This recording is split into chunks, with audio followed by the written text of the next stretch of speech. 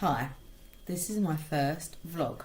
I'm going to try, wherever I can, to express how difficult my life as a new mum is with this little monkey.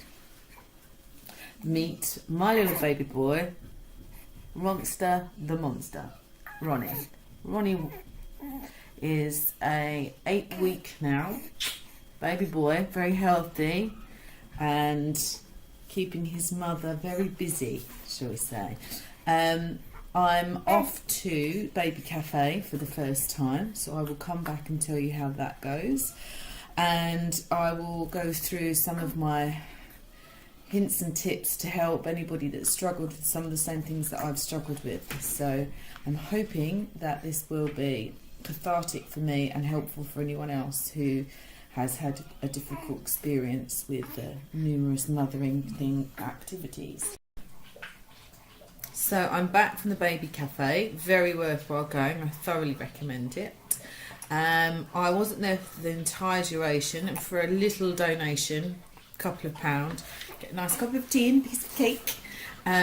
I was introduced to and met 4 ladies, and my health visitor was there, which was the main reason why I went. I was referred under the guise that I've been feeling a bit blue, had a bit of postnatal depression, and also I'm struggling with feeding. I have done since my milk came in. So let me tell you a little bit about that so you can understand how and where to get help from if you're experiencing the same thing, that is.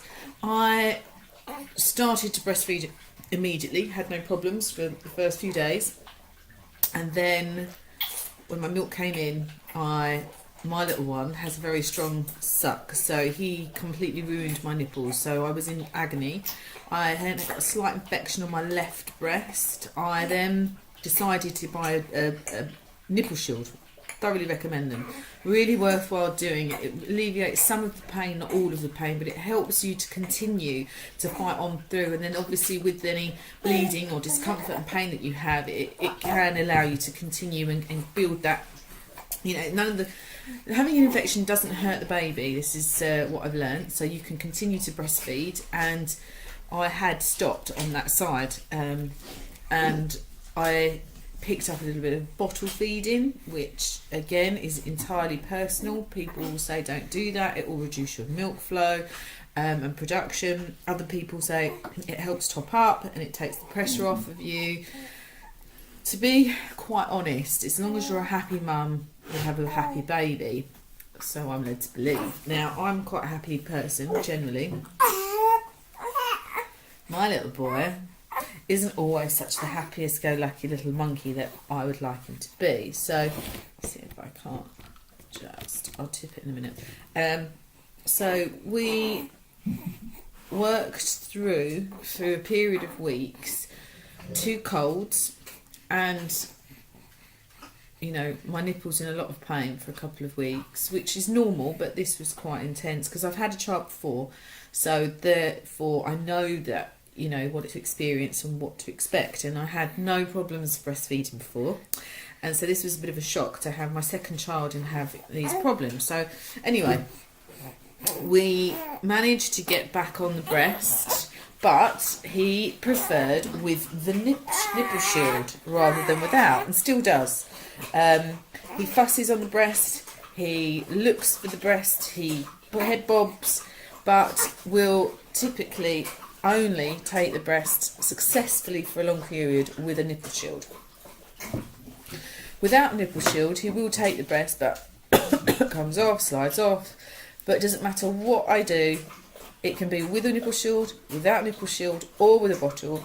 He gulps air, he sucks, he clicks, he falls off. It's the same. And so today, the health visitor met me at the baby cafe to discuss with one of the lactation specialists there to see whether there was any, you know, techniques I could choose, you know, minor adjustments to my latch, etc., where they could help me and him to improve this, because when he then gulps the air, we suffer hideously with trapped wind.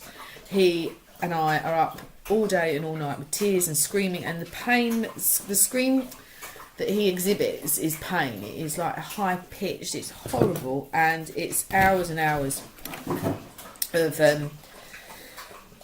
of just laboriously waiting up and trying to do this, you know, and doing your jig, dancing around. The success that I've had using Infocult was relative. I also use Dentinox when it gets really bad, because I found that was a little bit more powerful, but the Dentinox, he hates it, so he screams when I first give it to him, but then it really helps clear him out. Obviously until they're 8 weeks I can't have Calpol or anything like that to alleviate any of the pain that he's in, so it has been really tough going, and I think that's one of the reasons why I've had a touch of the baby blues, why postnatal depressant has kicked in a little bit. My health visitor has been amazing. She's given me so many referrals and support and knocks on the doors and text messages to say, you know, I'm going to this clinic today or this event today or wherever, and, you know, come along. So the baby cafe, they've hinted that he may have a tongue tie.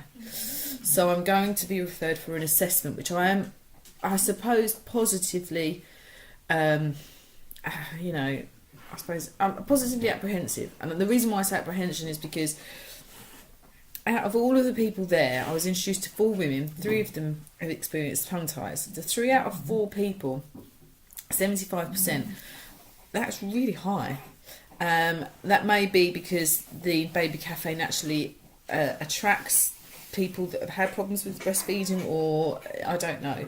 But essentially, I'm not sure that this is a tongue tie. I don't know. I'm not a professional. It's definitely, he can poke his tongue out. He does have all the symptoms of a tongue tie. I've learnt today that there's a posterior and an anterior tongue tie. I didn't know that before today, so it's worth having it checked out. So my health visitor is going to refer me. But I'm going to just, because he breastfeeds and he bottle feeds, I'm just going to get you to listen and to see if you can see how he sucks. No, hang on.